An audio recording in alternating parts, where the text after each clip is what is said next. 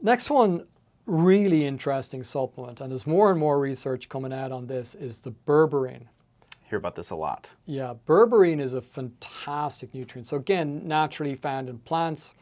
So it's just a compound from that. But it has a tremendous effect on overall metabolic health, and in particular, your blood sugar, blood glucose. Like how efficient you manage your blood glucose. Yeah.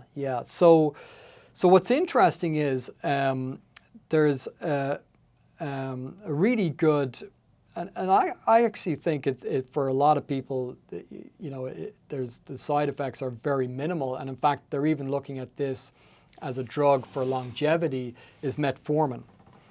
So metformin can have a very good effect. It's the sort of first line of drugs that they would recommend if someone is diabetic.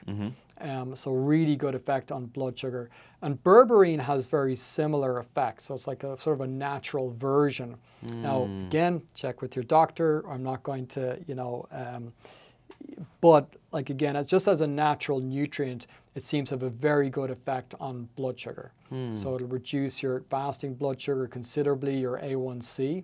Wow. And it has all these other fascinating effects, because there's so much that we don't know about these things and how they work. But a lot of these things even affect your microbiome in a very positive way. Yeah. And have these effects. So for instance, with berberine, there's even things where it can help with things like SIBO, small intestinal bacteria overgrowth, and other things to do with gut health.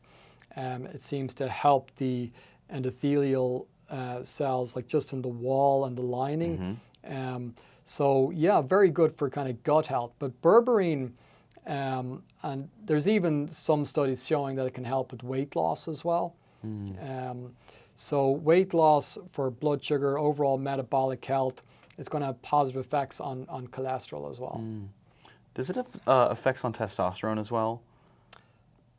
Don't know. Don't know. Okay. Yeah, I haven't heard of that particular. I might be getting it confused with something else, but I thought I was hearing a lot of people talking about it for that specific purpose as well. Okay. Maybe I'm completely wrong on that, but maybe that's something we could look into more. Yeah. Awesome.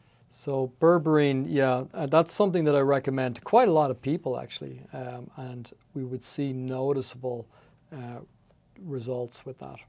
That's awesome. When should we be taking this? With a meal? Is that going to help us with the blood glucose? If it's when we're eating food, is it just? Yeah. So before each meal, I think roughly 500 milligrams, if I remember correctly. So 2 to 3 times a day in a lot of the studies is what they're using it, and seeing noticeable. But that's something where people do notice, because a lot of people are now using these continuous blood glucose monitors, which I think we should do a whole episode on blood glucose and all the tips and tricks that we have for that, because we have a lot. Because, remember 50% of Americans are either diabetic or pre-diabetic. So, and that doesn't even mean the other 50% are optimum levels. Right. Because even the scales they use is not for absolute optimum health. It just, they have to draw the line somewhere, but it's an arbitrary line. Yeah. So most people are going to want to improve their blood sugar and insulin resistance and all that sort of thing. So that is where I do think, berberine could be a great way to improve that. While we're on the subject of blood sugar, I know you don't have it here or anything, and I'm pretty sure we've talked about it in maybe the Metabolic Health podcast, but it could be another interesting supplement to add. Will you talk about fiber a little bit, and the effects of having fiber with a meal and how that can affect your blood glucose? So, because obviously it's in your food, but then you can supplement on top, with psyllium husk or whatever. Yeah, so fiber can be used for so many things. I know, I guess it's sort of you could definitely take it as a supplement. Yeah. But I guess it's one of those ones where I was thinking of covering it when we do like a whole episode on overall gut health and microbiome, because I break that down into probiotics and prebiotics, which most fibers are prebiotics. That makes sense. But fiber has multiple uses. So for instance, with blood sugar, because it's slowing down the absorption of your food, then you're not going to get as much of a spike in your blood sugar. So just in a very simple way, that's one mechanism. Another mechanism can be because it's going to positively affect the microbiome, and your microbiome has an impact on your blood sugar as well. So it probably has two mechanisms where it can affect your blood sugar. That's awesome. Yeah, we can save that for more in-depth on another podcast, but I was just thinking there's so many overlaps, because that I is was the like, thing we're with here on this blood is- glucose, might as well. It's another little tidbit. Totally. You know, you could throw it in multiple places, because it's going to be beneficial anyway for people to Absolutely. to learn and find out about that. So absolutely. Is that all you got for us on berberine?